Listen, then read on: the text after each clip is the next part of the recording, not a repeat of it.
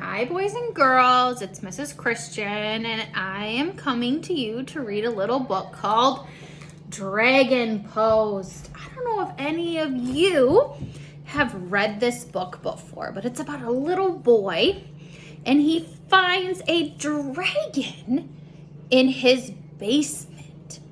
And he's going to write letters to all these different people asking what he should do with his dragon. He thinks it's going to catch on fire, so he writes to a firefighter. He wants to know what to feed it, so he writes a letter to find out what to feed his dragon.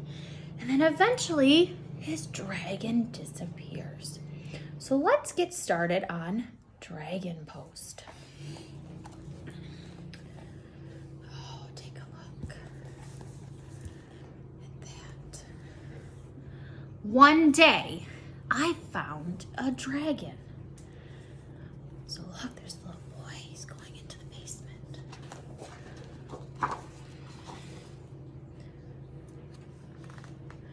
I hoped it would stay.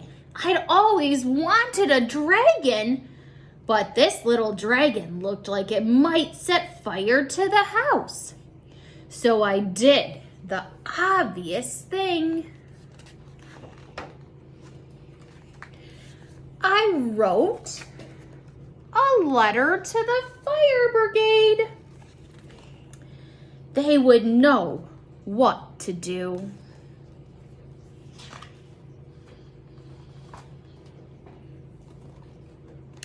Finally, I got a letter back. I dried it off and opened it up. Look, the stamp. It's marked urgent. It's to Alex at 28 Draco Way. Let's see what the fire brigade has to say. Look, it's a letter. Urgent, dear Alex. Goodness me, a baby dragon in your house? Crikey, it must be lost. As well as being really scary, dragons are a serious fire hazard, especially young dragons. If you have to keep it, and I really think you should not, then make sure it is moist at all times. Oh my goodness, moist. That means you need to make sure he's wet at all times. You never know when it might erupt into flames. Golly, I just thinking about it is breaking me out in a sweat. Hang on. Phew. I just had to dunk myself in a bucket of cold water to calm down. I suggest you do the same with the dragon. Douse it in water right away. Yours frightfully, Henry Drant. P.S. Crikey. So he's telling Alex how to keep him, the dragon, moist or wet so he doesn't break out into a fire.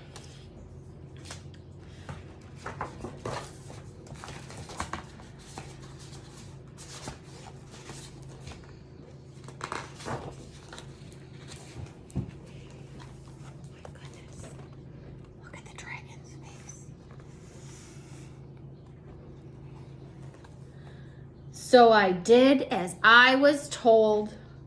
The dragon loved it. I could tell. I don't know if the dragon liked being sprayed with water. Let's take a look at the next picture and see. Oh, does not look like he wants to eat what he's being fed. Later, we were hungry. I made my best jam sandwiches. The dragon was not a fan, but I knew just who to ask about dragon food. So he wrote another letter, and I got a speedy reply. Another letter. Who's it from? From the butchers. butchers like to sell meat. That's probably why Alex wrote to him. Let's see.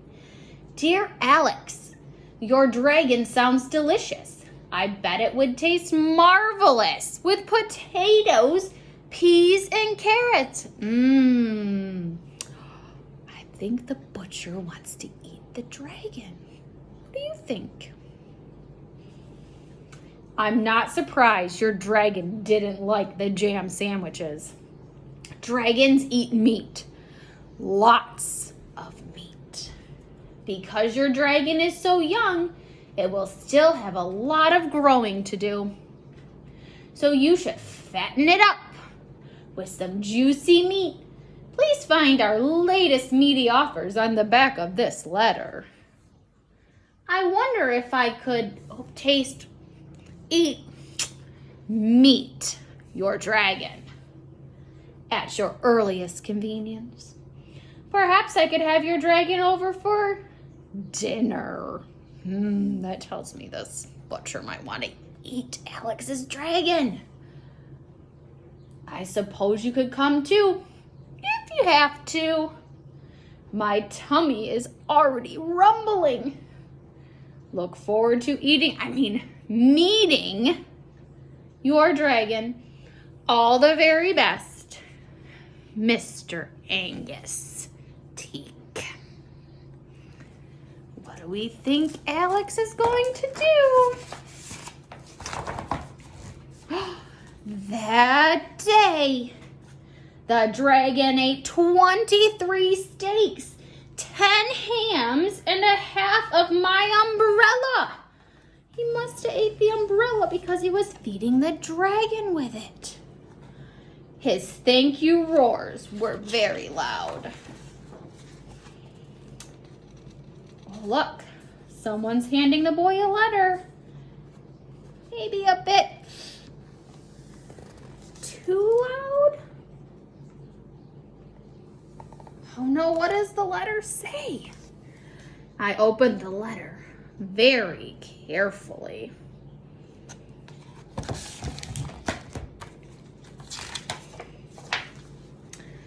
Dear Master Alexander of Draco Way, we are writing to you as legal representatives for your neighbor, Mrs. Arabelle Smirk. We must complain in the strongest possible terms about the heat, smoke, and most importantly, terrifying roaring coming from your home. Oh no, they know about the dragon. Our client is not sure what you are up to, but it must be something very naughty. And whatever it is, she wholeheartedly does not approve. It is so noisy that it is upsetting her rock collection and making her potted plants sad. Our client does not like this very much. Please take steps to correct this problem as soon as possible. Understand that if you do not, we will be taking further action. Yours legally, Petra Dantic.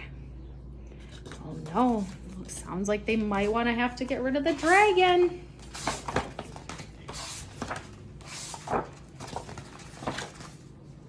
We said sorry to the next door neighbor.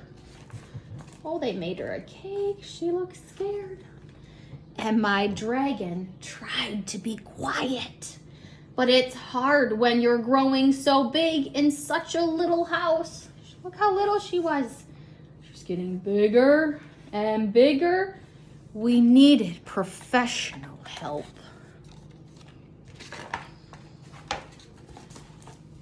So I wrote another letter.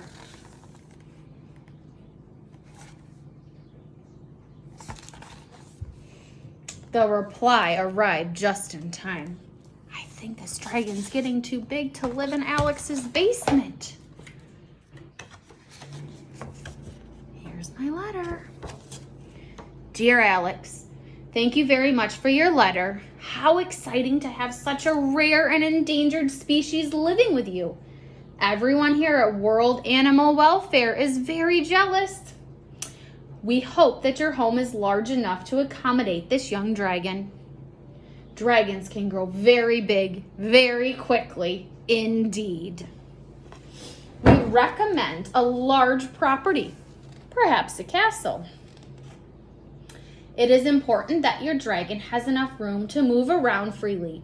We think we may be suffering from cramped indoors-itis, which can be terrible. We prescribe that you take your dragon for one flight every day. Working together can protect the world animal kingdom. Yours wildly, Bernard. So what do we think Alex is going to do? I think that they're going to go on a flight. So when the world was fast asleep, we crept outside and soared into the sky. We were happy together. It's like they've become best friends. I loved my dragon, and I wished he could stay forever. But I don't think dragons are made to be pets. I wasn't sure what to do, so I wrote to the wisest person I knew. She wrote back straight away. My best friend Alex and his dragon. Does this make you think of all your friends and how maybe you could write them letters? Oh, look, it's like a card. Alex's dragon. To Alex. Wow, a dragon.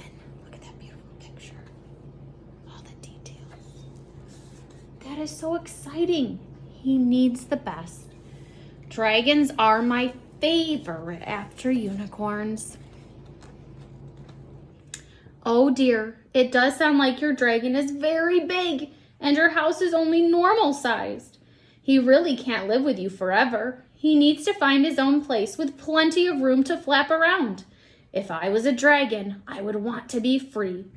Maybe he should live somewhere a bit more like this. What do you guys think? Would a dragon like to live in a place like this? Open sky, lots of trees, water, mountains, instead of in Alex's little house in his basement. Give your dragon a pat on the head from me. Let's see, does Alex listen to his friend? I showed my dragon the letter and he beamed and sparkled. We spent a final day together. Oh, look, Alex is saying goodbye to his dragon. We didn't want to say goodbye, but we knew it was right. I missed my dragon. Oh, look, he used to live in the basement. I would never forget him. I hoped he would never forget me. Look, the umbrella that he fed the dragon meat off of. Then, one day, I got some post. And it was, oh my goodness, the cover of this looks just like the picture his friend drew. What kind of post did he get? Dragon post. Look at that. His best friend, the dragon, wrote Alex a letter. The end. I hope you guys liked Dragon Post. And think about it. You could always write one of your friends a letter.